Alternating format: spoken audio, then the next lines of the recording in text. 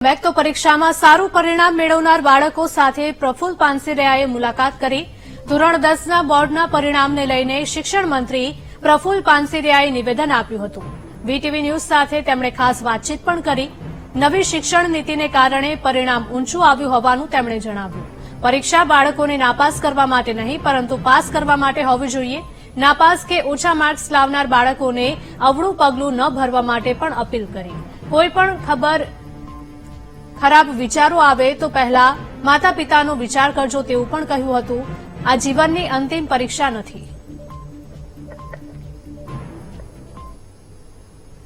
આજે પરિણામ જાહેર થયું છે અને નવી શિક્ષણ નીતિ મુજબ આ ધોરણ 10ના પરીક્ષા લેવામાં આવી હતી અને તેનું પરિણામ પણ ખૂબ જ ઊંચું આવ્યું છે। ત્યારે આ પરિણામને લઈને કઈ રીતનું આંકલન રહ્યું તે માટે આપણી સાથે ગુજરાત રાજ્યના રાજ્ય શિક્ષણ મંત્રી પ્રફુલ્લભાઈ પાનસેરિયા જોડાયા છે। તેઓની સાથે વાત કરીશું। પ્રફુલ્લભાઈ, ધોરણ 12 પછી ધોરણ 10નું પરિણામ આવ્યું છે, નવી શિક્ષણ નીતિ મુજબનું હતું, કઈ રીતનું રહ્યું છે, કઈ રીતે આપણે જોઈ રહ્યા છો? આમ તો પૂરા ભારતની અંદર આદરણીય નરેન્દ્રભાઈ મોદી સાહેબે નવી શિક્ષા પદ્ધતિ જ્યારે લાગુ કરી છે ત્યારે ગુજરાત પણ એમાં ખૂબ સરસ રીતે કામગીરી કરી અને નવી શિક્ષા પદ્ધતિ અમલીકરણમાં નંબર 1 તરફ આગળ જઈ રહ્યો છે।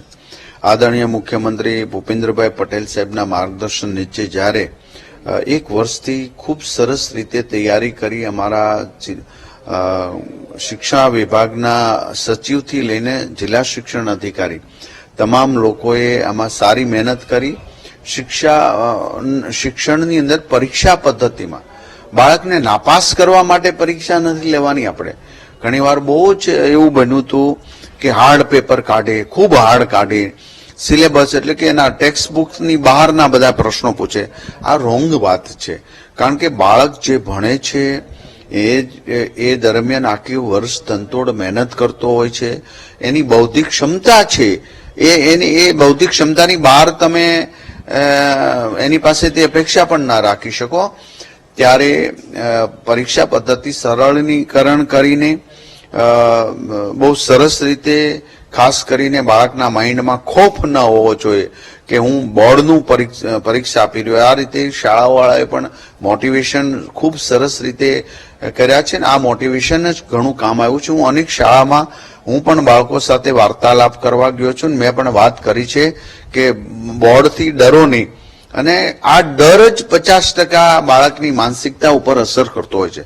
ત્યારે આજે ખૂબ સરસ રીતે પરિણામ પ્રાપ્ત થયું છે, જેનો શ્રેય બાળકની મહેનત, એ ગુરુજનો જે શાળાઓમાં સતત મહેનત કરે છે। ઘણી શાળાઓ, મારી સરકારી શાળાઓમાં પણ એક્સ્ટ્રા કામ કરે છે।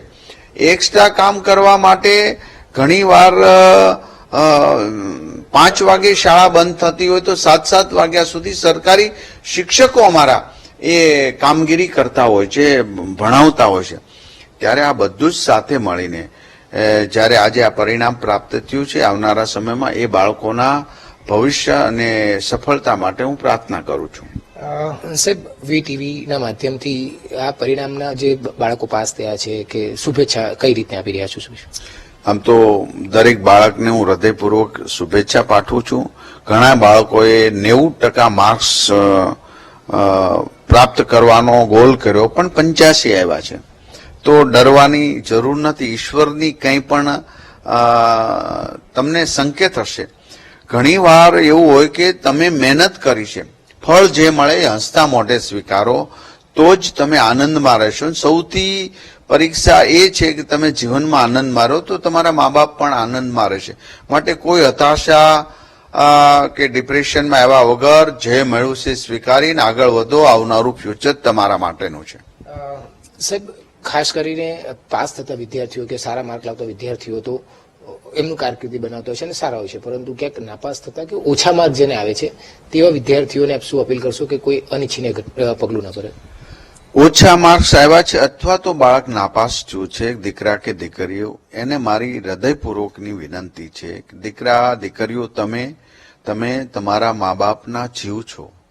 1 કલાક તમે મોડા આવ્યા હો ને ઘરે તો એ મા અને બાપ તુરંત જ ચિંતામાં હોય છે। તમારા માટે સ્વપ્ન વાવ્યા છે, કાલે મારો દીકરો મોટો થશે, મોટી થશે ને એમને અમે આ રીતે કરશું, આવા અરમાન હોય છે। કોઈ પણ નેગેટિવ વાત વિચાર્યા વગર ભલે નાપાસ થયા હસતા મોઢે મમ્મીને યારે વાત કરો. પાછું બીજી જ આ જ મહિનાની અંદર છેલ્લે એન્ડિંગમાં બીજી વાર એક્ઝામ આપો, તમે પાસ થઈ જશો, ચોક્કસની વાત છે, અને તમે પાછા મુખ્ય પ્રવાહમાં આવી જશો. માટે કોઈ ડિપ્રેશનમાં ના આવતા, કોઈ તમારામાં અનંત ઉર્જા ભરેલી છે. આજથી જાગો, ધ્યેય પ્રાપ્ત સુધી મંડ્યા રહ્યો. આવનારો સમય તમારો છે. એક ઉર્જાવંત યુવાન, તમે અનંત શક્તિ ભરી છે. આ શક્તિને તમે ઉજાગર કરો. ચોક્કસ તમે સફળ થશો. આ વિશ્વાસ સાથે આગળ વધો અને મમ્મી પપ્પાને ખુશ રાખો. એ જ તમારા જીવનની મહત્વની પરીક્ષા છે. બિલકુલ, આ હતા ગુજરાત રાજ્યના રાજ્ય શિક્ષણ મંત્રી પ્રફુલભાઈ પાનસરિયા. વીટીવી સાથે તેમણે ખાસ વાતચીત કરી અને જે પાસ તો થતા હોય છે વિદ્યાર્થીઓ, પરંતુ જે નાપાસ કે ઓછા માર્ક્સ લાવતા હોય તે વિદ્યાર્થીઓએ પણ હતાશ થવાની જરૂર નથી. આજે જે અસફળ થયા છો, આવનારા દિવસોમાં તે સફળતાની મોટી સીડી પણ બની શકે છે. કેમેરામેન સરજુ પારેખ સાથે ધ્રુવ સોમપુરા, વીટીવી ન્યૂઝ, સુરત.